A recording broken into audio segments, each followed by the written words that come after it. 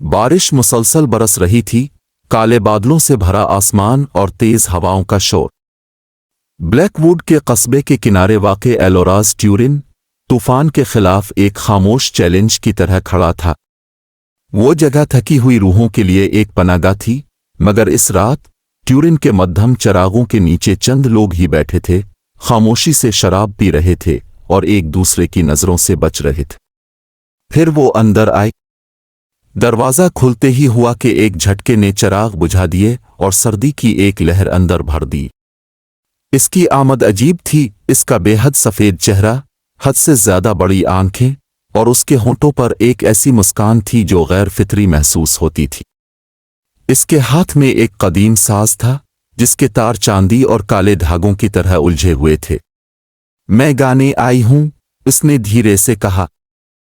इसकी आवाज़ में एक गूंज थी जो कानों में चुभने वाली नहीं बल्कि दिल दहला देने वाली थी। अलिफ। ट्यूरिन के मालिक ने हिचकिचाते हुए उसे इजाज़त दी।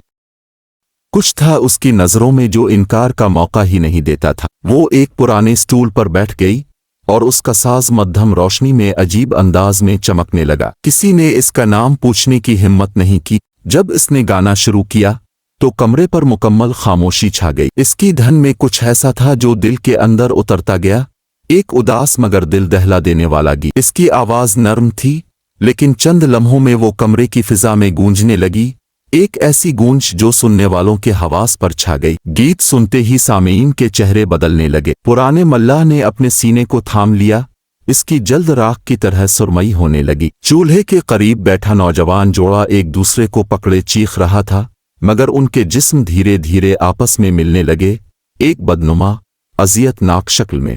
ट्यूरिन का मालिक मदद के लिए चीखना चाहता था, मगर उसकी आवाज़ कहीं गुम हो गई। इसके हाथ पंजों की शक्ल इख्तियार कर गए और वो बार के पीछे गिर गया। इसकी जिल्द में दरारें पड़ने लगें जैसे खुश्क ज़मीन, मगर वो गाती रही। इसका गीत किसी आसिब की कहानी था, एक ऐसी धन जो हकीकत के धागे खींच कर तोड़ रही थी। ट्यूरिन की दीवारों से सिया खून बहने लगा, उन धारों में चेहरों की झलक नजर आती, वो चेहरे जो बेआवाज़ चीख रहे थे। जब गीत खत्म हुआ तो ट्यूरिन मुकम्मल खामोशी में डूब चुका था। वहां कोई न बचा सिवाय इस औरत के और उसके पुरस्रार साज के। वो उठी, अपनी चादर झाड़ी और एक लफ्ज़ कहे बगैर बाहर निकल गई।